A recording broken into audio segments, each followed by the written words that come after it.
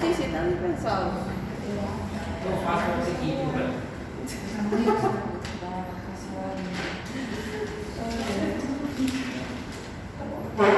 Obrigada, meninas. Muchas gracias. Sí.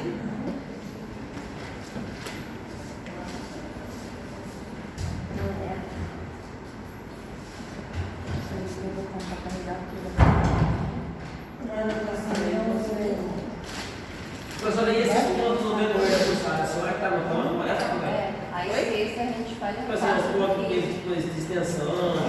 Eles passam uma lista de quem participou na extensão. E física Só, também. só quem foi lá? Na hora de passar nota, eu tenho que entregar esse material. Eu fui lá. De quarta.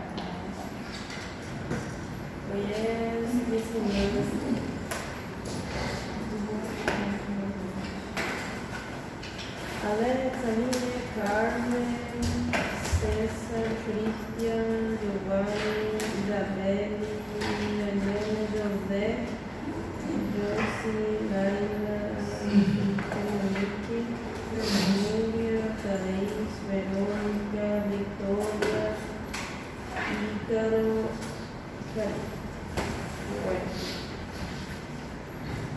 esse meio da segunda-feira de la enfermedad. Pero después de esta. Chao, seu José. Después de esta feriado, parece que fica tudo Bagunçado. bagunçado, não é verdade? Uhum. Devemos bagunçar até o sol. Não no feriado.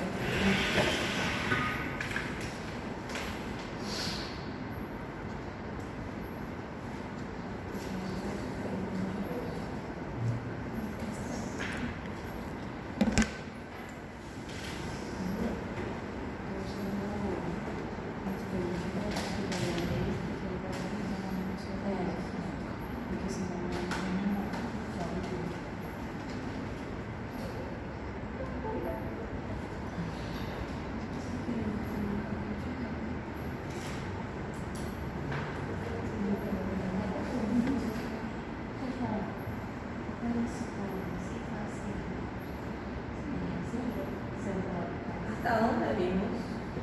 Onde está o coraçãozinho? Cardiopatia. Chagas.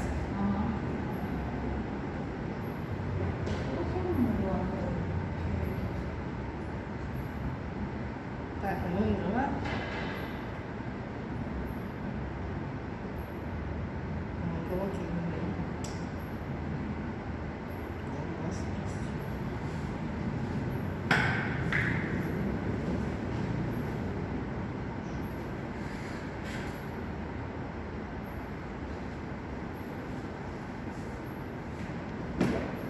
Entonces, como vimos en la parte de Chagas, ¿verdad? Es una enfermedad infecciosa que va a estar siendo causada por un protozoario, el Trypanosoma cruzi. Entonces, el agente etiológico es el Trypanosoma cruzi.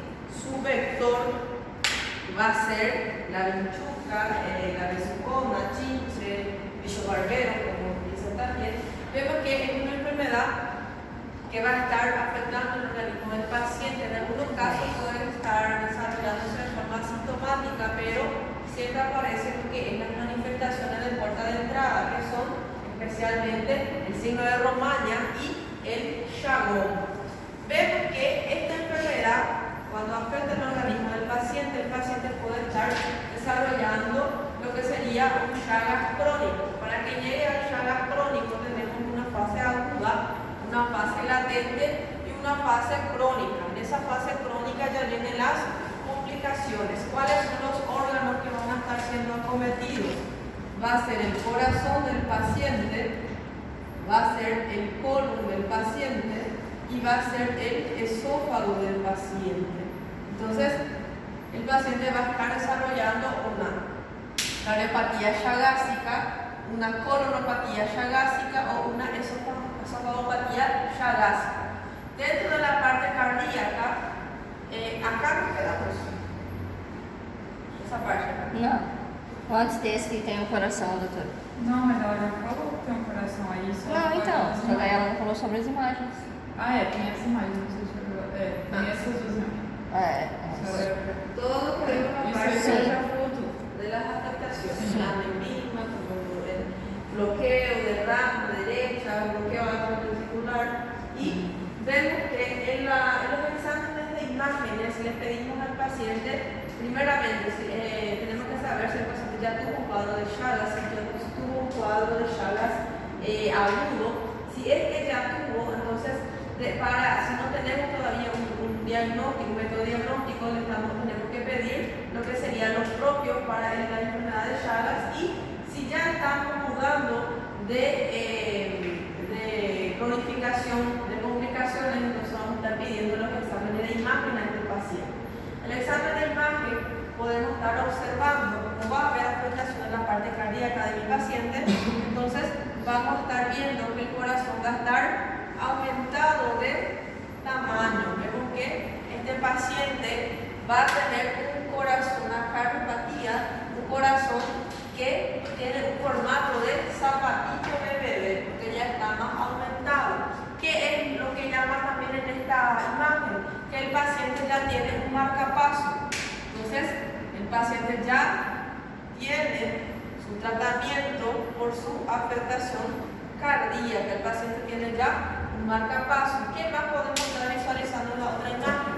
En esta imagen conseguimos ver, esta sería la parte de la columna vertebral de mi paciente, acá sería la parte pélvica de mi paciente, y conseguimos estar observando que la porción final del intestino grueso, la parte del sigmoide, está muy aumentado de tamaño. ¿Se acuerdan que algunas de las alteraciones, 3 son las alteraciones, las complicaciones más frecuentes? Va a estar afectando también el colon de mi paciente. Especialmente, ¿qué segmento del colon? Especialmente la región sigmoidea y la parte final, el recto, que son más acometidos en los casos de Chagas. Entonces conseguimos ver que toda esta imagen, esta negra acá, sería prácticamente la zona del intestino grueso. Acá estaríamos viendo lo que es el sigmoide y está muy aumentado de tamaño.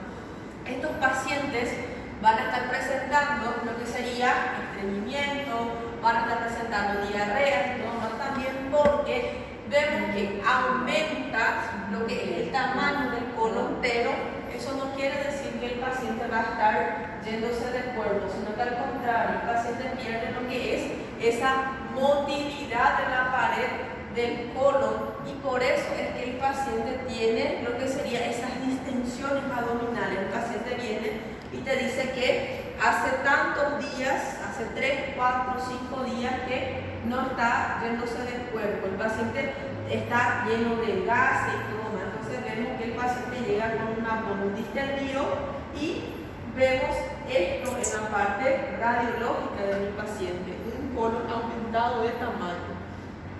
Acá podemos estar observando, este paciente ya tiene un aumento exagerado de la parte cardíaca.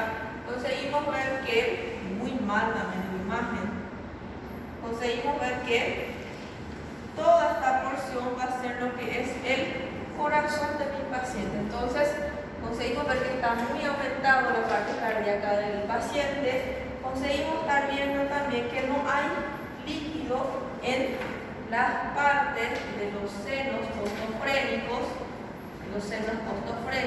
y del ángulo cardiodiafragmático. También no hay ningún tipo de depósito de líquido, pero que lo que llama bastante la atención es el aumento muy grande de la parte cardíaca. Generalmente el corazón no tiene toda esta silueta aumentada, sino que la silueta es más pequeña y no es tan ancha también hacia el lado derecho. Esta imagen no está muy bien, pero si la imagen fuera un poco mejor y si pudiéramos ver estos infiltrados, podríamos también estar pensando en una neumonía en este paciente, pero no podemos cerrar el diagnóstico si es que no tenemos también al paciente y sus síntomas, pero lo que podemos ver y podemos diagnosticar es que tiene un corazón grande, una cardiopatía. ¿Cómo voy a estar realizando el diagnóstico de la cardiopatía chagásica crónica? Voy a estar realizando a través de una radiografía del tórax. Como vimos la imagen, el corazón va a estar muy aumentado de tamaño y vemos que el paciente muchas veces va a presentar también lo que sería una cardiomegalia con o sin derrame pleural líquido en la parte pulmonar. Por eso es que el paciente tiene disnea, va a llegar con dificultad respiratoria. Parece que el paciente estaba corriendo y no consigue ni respirar porque ese líquido está apretando y no deja que la parte pulmonar y la parte cardíaca se esté movimentando, digamos así, se esté expandiendo. Para cerrar más todavía nuestro diagnóstico, ¿cuál es el otro método diagnóstico que podemos pedir al paciente? Un electrocardiograma, porque se acuerdan que el paciente va a estar desarrollando un bloqueo de la rama izquierda, rama derecha. Si el paciente no trata esos bloqueos, entonces va a estar necesitando de un marcapaso. Vamos a estar pidiendo al paciente también holter. ¿Qué sería el holter? El holter va a ser el electro que se hace por 24 horas al paciente. Se coloca lo que es el dispositivo del paciente y se manda el paciente en casa. El paciente va a estar con su dispositivo tipo durante la mañana, tarde, noche, y vamos a ver en qué horario va a estar aumentando o disminuyendo o si tiene algún tipo de alteración el electro de mi paciente. Y también podemos realizar al paciente lo que sería el electro de esfuerzo. A veces vemos en las películas, vemos que el paciente está todo con su dispositivo y está en una estera. Entonces está haciendo un esfuerzo para ver si el corazón tiene alteraciones muy graves en la parte electrocardiográfica. Acá en el hospital, por ejemplo, ese electro de esfuerzo es un poco más difícil, entonces por eso les digo película. En Doctor House también hay justamente un episodio donde colocan al paciente en como si fuera una hamaca, pero especial para hacer esfuerzo. Le colocan todos los dispositivos y le movimentan al paciente tipo de arriba a abajo para ver si tiene algún tipo de alteración en su electro. Después tenemos también el ecocardiograma, la ecocardiografía. En la ecocardiografía va a ser la imagen prácticamente cardíaca que nos va a estar, esas imágenes nos van a estar ayudando para estar confirmando si yo tengo microaneurismas en la punta del corazón o si hay zonas que están fibrosando, si hay zonas del corazón que están endureciendo. Acuérdense que la parte del corazón es un músculo. Ese músculo, cuando tiene algunos tipos de alteraciones en su nutrición, en su funcionalidad, puede estar fibrosando, empezar a endurecer. Y también podemos ver que a través de la ecocardiografía podemos estar viendo si el paciente tiene una disminución de la contractibilidad. Si el paciente, su sístole está un poco más perezoso o la sístole está eyectando de forma normal. Eso se tiene mucho en cuenta. Por ejemplo, cuando nosotros le metemos al paciente, cuando el paciente se está haciendo todos sus estudios antes de una cirugía, especialmente si el paciente tiene enfermedad de base, un paciente tiene 40 años, siempre le vemos la parte de eyección, la parte de fracción de eyección. La fracción de eyección es prácticamente para ver la fuerza cardíaca, porque si la fracción de eyección está muy baja, yo no puedo entrar a cirugía con ese paciente porque el paciente en una hora u otra va a estar teniendo una alteración durante la cirugía y va hoy.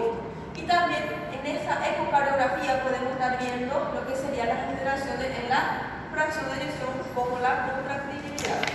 En la resonancia magnética nuclear vamos a estar viendo la estructura del miocardio. Es como si fuera una tomografía, pero una tomografía más detallada, porque me sirve para visualizar zonas que no consigo ver en la tomografía. Generalmente La resonancia nosotros pedimos más cuando podemos pedir en la parte pública, pero resonancia es caro y no hay en el hospital. Entonces, nosotros siempre, para no pedir al paciente un estudio que no está a su alcance, nosotros utilizamos los otros métodos que hay en el hospital y los que son más baratos. Porque algunas de las veces, por ejemplo, llega el paciente que tiene neumonía. Neumonía, ¿te puedo pedir una radiografía? No. Ahí le pedí una resonancia. No había por qué pedir una resonancia. Resonancia es caro, más de 500.000 por ahí. Entonces, Marina Soto, padre de familia, con sueldo mínimo, trabaja para mantener a su esposa, a los hijos, pagar aluguero, jabón, gas, no va a dejar de lado todo eso para hacer una resonancia. Y también no hay necesidad de pedir una neumonía, no hay necesidad de pedir una resonancia en la neumonía, solamente en los casos más extremos y especialmente cuando el hospital tiene que pedir todo. No sé, cuando más completo mejor. Y podemos también pedir una prueba que sería la cintilografía o la cintilografía, que me va a estar ayudando a observar las paredes ventriculares y también la cavidad del corazón, para ver si no hay una disminución, un aumento de esas cavidades. Después tenemos una parte, otra complicación, otra víscera que va a estar siendo acometido es el esófago. En el esófago va a suceder lo que sería una esofagopatía chagásica, un aumento de ese tamaño del esófago, y el paciente puede tener ese aumento seguido de una disminución completa de la luz. A esa disminución de la luz yo le llamo de atalasia. Entonces, esto es lo que nosotros observamos. Pedimos un estudio de imagen del paciente y observamos que el paciente tiene un esófago enorme, un mega esófago, y después empieza a disminuir la luz. Disminuye tanto que las paredes prácticamente colaban. Eso se llama acalasia esofágica. Van a ver bastante com a doutora Sara. Doutora, mas a diminuição da luz é na imagem, não o que a senhora pede. Eu não entendi. A diminuição da luz é na imagem. Ou a senhora pede para diminuir a luz? Não. O esôfago mesmo vai estar mais aumentado em uma porção. Mas em outra porção mais distal, ela vai estar tão pequena que a luz do esôfago, onde passa o alimento, não consegue o alimento passar porque a parede está colabando um com o outro.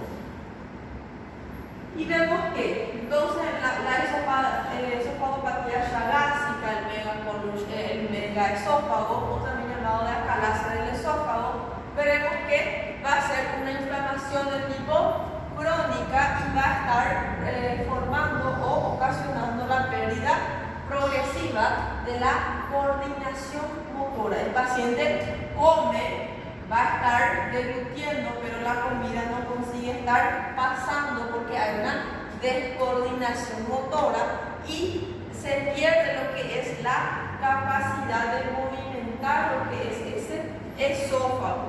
Y vemos que el paciente entonces va a tener una capacidad contráctil afectada en la parte del tamaño, que es la nanometría esofágica. Entonces va a estar aumentada. No es porque está grande que él va a estar trabajando más, sino que mismo así él pierde esa funcionalidad. El paciente de la esofagopatía chagásica va a presentar disfagia, dolor al deglutir. El paciente presenta dolor y regurgitación. El paciente come las comidas, pero después va, antes de bajar todo el estómago, va a estar devolviendo, regurgitando, como si fuera a vomitar, digamos así, pero va a estar volviendo todo ese alimento que estaba comiendo mi paciente. Y vemos que este paciente puede estar presentando también lo que sería una odinofagia, dolor al deglutir, y dolor en la parte del epigastrio del paciente. El paciente viene y le dice que le duele la boca del estómago, un poco más arriba, le duele la parte, medio que la parte del esternón. Entonces, así se va a presentar mi paciente. el paciente va a presentar eructos, toda la hora va a estar eructando el paciente y también presenta pirosis. ¿Qué sería la pirosis? Ese quemazón que el paciente siente. Eso es muy característico en la gastritis. El paciente tiene acidez. Entonces, la acidez, esa quemazón es la pirosis. Y vemos que generalmente esa esofagopatía chagásica se va a estar asociando algunas veces con el megacolon y otras veces con la cardiopatía. Podemos ver que esas tres complicaciones no siempre van a aparecer tres juntas. A veces solo aparece la cardiopatía o a veces aparece la esofagopatía con cardiopatía o la esofagopatía con colonopatía. Más es difícil, pero no imposible que aparezcan los tres todos juntos. Para el diagnóstico, Mas a cardiopatia é obrigatória. a cardiopatia é a mais grave y quase obligatoria. Prácticamente esto de acá son menos frecuentes todavía que la cardiopatía. Cardiopatía y colonopatía le siguen.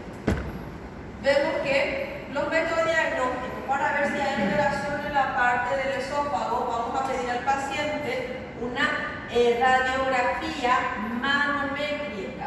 ¿Qué quiere decir la manométrica? Una radiografía que me va a estar midiendo lo que sería el tamaño de ese tubo que es el esófago. Y podemos también pedirle al paciente lo que sería una endoscopía digestiva alta, que es la EDA. EDA es endoscopía digestiva alta. ¿De qué? Disfagia es cuando el paciente siente ese dolor a la hora de deglutir, prácticamente tiene dificultad a la hora de deglutir.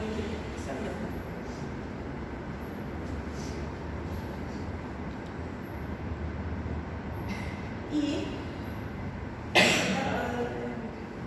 estos serían, como les dije, lo que vamos a estar observando en una radiografía nanométrica. Entonces, vemos que está enorme la parte del esófago, pero después va a estar disminuyendo tan pequeñamente que por eso es que el paciente tiene esa regurgitación, porque la comida no consigue pasar por ese tubo pequeño.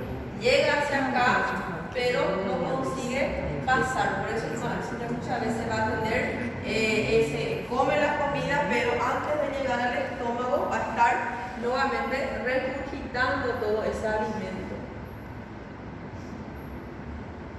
Y después tenemos la otra complicación, que es la colonopatía chagásica o el megacolon.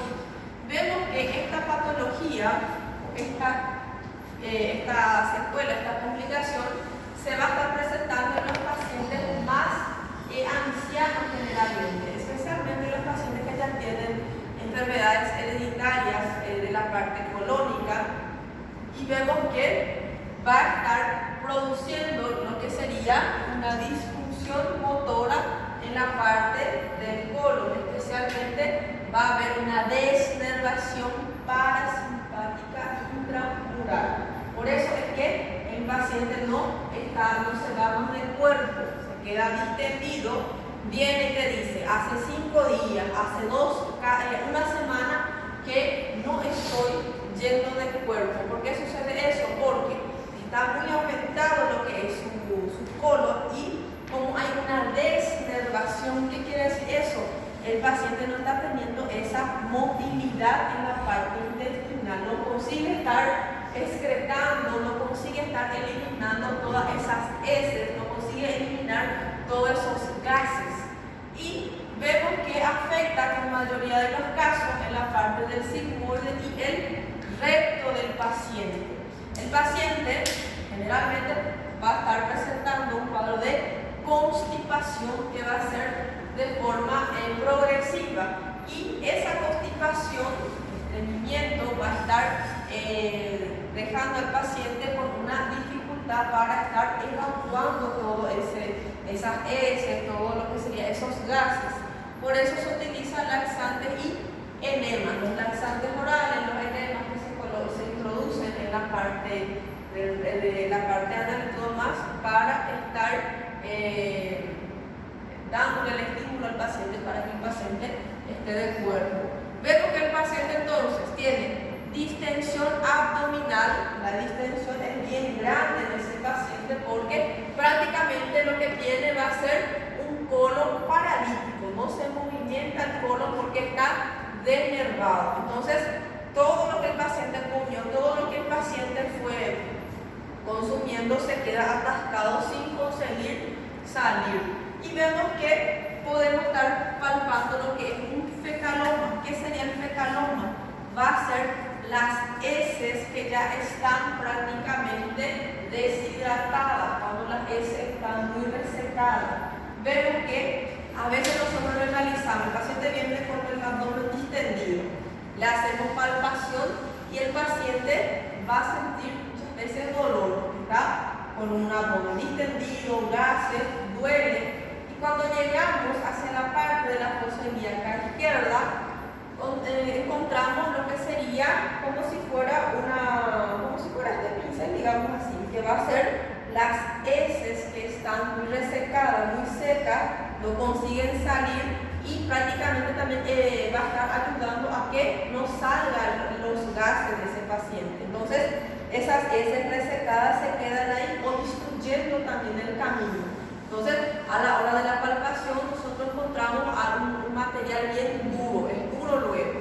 Y eso generalmente, entonces, encontramos la fosa ilíaca izquierda y podemos también estar en los casos que el paciente ya tenga antecedentes de otra patología de la parte, si ya tuvo cuadro de fecaloma y todo más. El fecaloma, su tratamiento prácticamente va a ser a través de la realización de quitar todo ese fecaloma a través del tracto rectal. A través del tracto rectal nosotros vamos a estar encontrando lo que es el material duro y se quita de esa manera porque vos le vas a dar un laxante al paciente, pero el problema no está en que no quiera salir, sino que se queda aplastado ahí, que se va a movimentar la parte intestinal, pero vas a forzar y es más probable que você tenha una perforación del intestino que sacar esse material duro que cai. Ô, doutor, mas eu já vi um outro vídeo, a senhora fala aí do tracto retal, né? Que eles colocam como se fosse, claro que é quando tá o extremo, mas como se fosse um tubo. E aí vai saindo as fezes. Qual é o nome desse procedimento? Eles colocam tipo um tubo aí tem um aparelho. Acá, por ejemplo, nosotros utilizamos más. Si es un cuadro muy complicado, llamamos el LAPA. Y si es un cuadro no tan grave, realizamos el tracto rectal. Esse procedimento não me vem na cabeça ahorita. Mas a senhora já sabe qual que eu tô falando? Eu vi uma menina que estava sofrendo assim, ela fazia quase um mês que ela não ia no banheiro. E aí ela colocou assim no store dela, ela foi, procurou, aí colocaram um tubo, aí o doutor fazia massagem nela. E aí esse tubo aí ia saindo, as fezes assim, aí mostrando. Acho que é um tubo que entra o líquido e outros que saem. Só que aí nisso o doutor continuava fazendo massagem nela. Bem... Claro, porque nosotros, como le dije, el aparo o tracto rectal. Y porque ya llegó un paciente con un cuadro muy grave, entonces el aparo. Y las complicaciones del megacolon chagásico es que el paciente puede desarrollar un vólvulo intestinal. ¿Qué sería el vólvulo? Prácticamente sabemos que la parte intestinal, el tubo, es prácticamente de esta manera. ¿Qué pasa si hay hay muchos gases, si hay muchas heces en esa parte intestinal? Va a estar rodando en su propio eje. Cuando rueda en su propio eje, va a ser como si fuera un no. Cuando hay ese no, ahí sí que el paciente llega a urgencias llorando porque esa parte que fijó un no está recibiendo sangre. Si no recibe sangre, el paciente le duele demasiado. Entonces, el paciente llega, vos no podés ni palparle la parte abdominal porque demasiado le duele. Y vemos que esa puede ser una de las complicaciones y la otra complicación va a ser la obstrucción intestinal por el fecaloma, ¿verdad? Então esse bolo seria como se fosse esse nó? Ese no, sí. Porque usted sabe que esa parte de nuestro intestino es como si fuera unos tubos, digamos, que está todo mezclado. Si hay, por ejemplo, ese no es que un no, sino que elimina vai ter uma torção no seu próprio eixo. Então, sucede eso y ese puede ser una complicación. Ahí, por ejemplo, tratamiento quirúrgico. El paciente se presenta de esta manera. La parte, si nosotros realizamos la cirugía del paciente para estar retirando todas esas heces, el colon podemos ver que va a estar muy grande, muy distendido, por eso se le llama megacolon. Y como les dije, no es porque él es tan grande que él va a estar trabajando con más fuerza, sino que al contrario, él va a estar presentando una desnervación. ¿Qué sería la desnervación? Los nervios de la pared no van a estar funcionando, no van a estar realizando la peristalsis, que va a ser movimiento intestinal para eliminar, para evacuar todas esas heces del paciente. Entonces, el paciente se presenta de esta manera. Imagina colocar todo eso del lado del paciente. El paciente se queda muy distendido porque acá hay heces y también hay gases. Si yo le pido al paciente un estudio de imagen, esto es lo que voy a estar observando. Conseguimos ver que está enorme lo que sería la parte colónica del paciente. Podemos ver que está enorme y va hasta toda la parte, prácticamente casi va hacia la parte pulmonar. Sí, porque lo que le ataca es solamente la parte del diafragma. Y vemos que toda esta porción entonces va a estar siendo comprometida en mi paciente. Podemos ver que toda esta zona que parece que tiene unas bollas, digamos así, van a ser las zonas que tienen lo que sería heces y también especialmente gases. Las heces se presentan con una coloración más negra, más lúcida. Dentro de las etapas, entonces tenemos la etapa aguda, que es la fase más activa. Doutora, e naquele caso ali vai usar aquela bolsa de colonostomia? Colonostomía, dependiendo de la edad del paciente y la afectación. Si tenemos nesse caso, ela tem uma afectação muito grande, né? Mas quando faz uma cirurgia assim no intestino, assim, é difícil voltar ao normal, né? Difícil, mas ainda se já tem desnervado. A veces se quita un pedazo hasta de la parte intestinal. Y después entonces tenemos las fases, la fase aguda, la fase intermitente, que es la fase latente, y la fase crónica. En la fase aguda, el paciente se va a presentar una de las veces asintomática, sin ningún tipo de síntoma. Pero lo que más vamos a estar viendo es el chaguma y el signo de Romaña. Y vemos que el paciente puede presentar síntomas sistémicos, no solamente alterando o afectando una porción de su organismo, sino que las afectaciones pueden ser tipo las linfadenopatías, puede haber fiebre. Entonces no es solamente una zona o un órgano lo que va a estar presentando la alteración en estos casos. Esta fase aguda puede durar de 2 a 4 meses. En la mayoría de los casos, el 90% de los casos, el paciente se queda en esta fase nomás. Pero cuando el paciente pasa de la fase aguda a la fase latente, esa fase prácticamente se conoce como latente porque no tiene síntomas.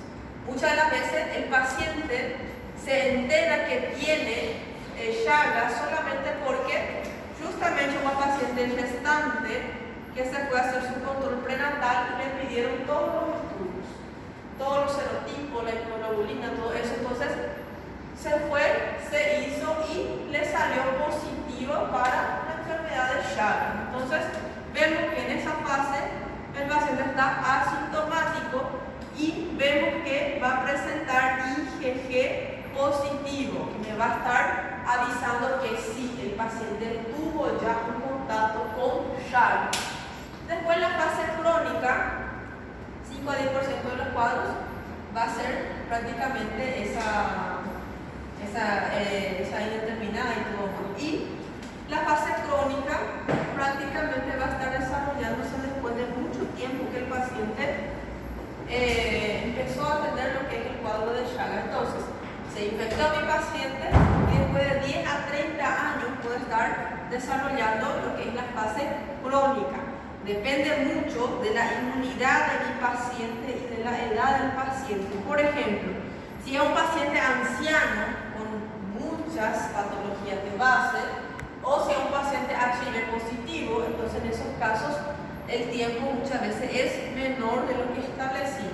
En la fase crónica, entonces nosotros podemos estar teniendo manifestaciones cardíacas y digestivas. La digestiva va la colonopatía y la esofagopatía. Los métodos diagnósticos. Tenemos los métodos diagnósticos directos e indirectos. Los directos van a ser la gota gruesa, que es la prueba de esfregazo. En portugués, prueba de esfregazo.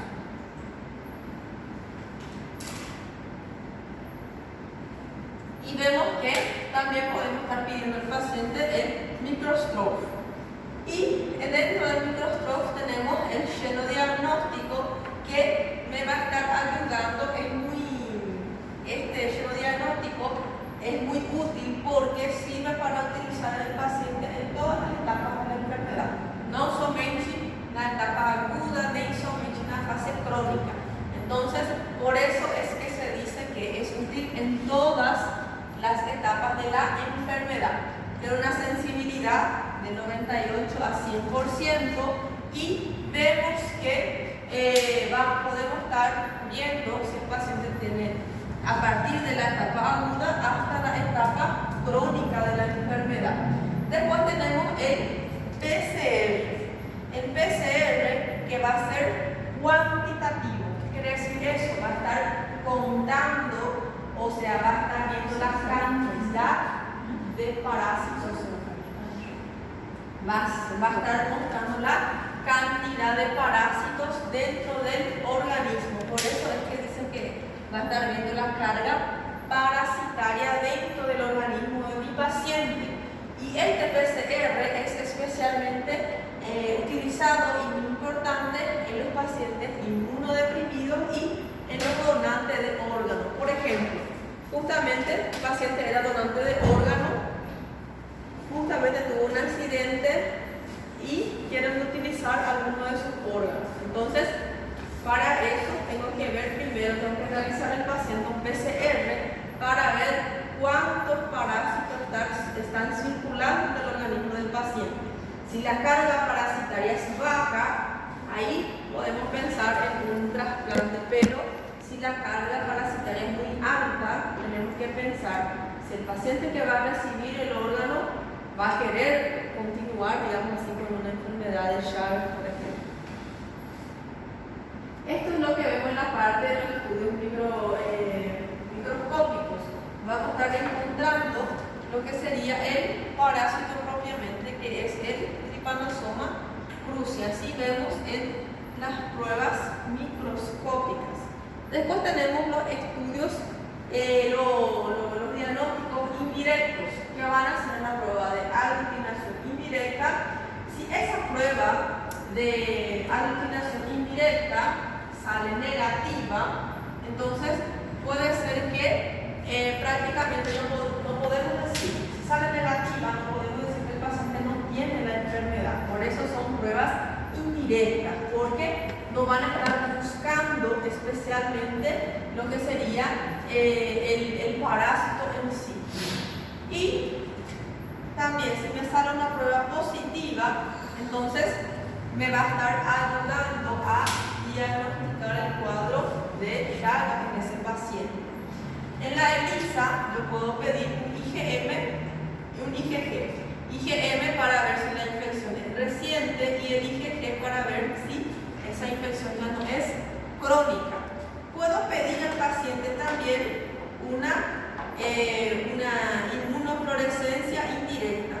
Esa inmunofluorescencia indirecta me va a salir negativo si yo especialmente si no tengo ningún parásito en mi organismo. Pero si al momento que yo tenga una cantidad, un solo parásito, ya me va a salir positivo. Entonces también es muy sensible para el diagnóstico de la enfermedad. ¿Cuáles serían los tratamientos de la enfermedad de Chagas? Vamos a estar utilizando el Nifurtimox. Ese Nifurtimox vamos a estar utilizando en la dosificación de 8 a 10 miligramos por kilo día vía oral. Entonces, si el paciente no está muy grave, entonces el paciente puede estar realizándose ese tratamiento en casa, pero acompañamiento, tipo que se vaya el médico, la licenciada a verlo, ni que sea día de por medio, porque muchas veces el paciente mejora y deja el tratamiento. Para que no suceda eso, entonces utilizamos Nifurtimox 8 a 10 miligramos por kilo día vía oral, y el tratamiento va a ser de 30 a 60 días, dependiendo del cuadro del paciente. Por ejemplo, si el paciente ya está desarrollando una afectación cardíaca, entonces en esos casos voy a estar aumentando la dosificación en el paciente. Entonces, si el paciente tiene una afectación de la parte sistema nervioso, la parte cardíaca, puede estar aumentando la dosificación hasta 5 hasta 25 miligramos por quilogramo día. Doutora, Oi. então só tinha uma dúvida para mim. O Chagas, você tem como você matar os parasitas. Sim. As Mas complicações já as são complicações, irreversíveis. tipo assim, então ele tem cura, mas não que os órgãos vão voltar ao normal, Não, vai não, continuar não. do jeito que está, mas não vai progredir. Não. Puede ser que progrida no caso que si el paciente tiene ya edad, ya tiene otra patología, tipo se eliminó digamos así el parásito, pero la complicación cardíaca, por ejemplo, todo día va piorando y piorando sin tratamento. Então, se eu fui picado pelo barbeiro, fui contaminado, recém, assim, em questão de 2, 3 dias, no exame já vai aparecer se eu tenho? Ya la veces ya va a estar, por eso tenemos que pedir los métodos directos. Aí se eu tomar o remédio já não tenho risco. Sí, no tem risco de passar, de evoluir para as fases latentes e na fase crônica. Então, tipo assim, não vou ter risco do coração, né? Protege. Tá. Y también tenemos el tratamiento con el Benmidazol. El Benmidazol vamos a estar utilizando en dosificación de 5 a 7 miligramos kilo, dividido en 3 dosis, que van a ser entonces cada 8 horas, todos los días, vía oral por 60 días. Peraí, doutora. Sí. Pronto.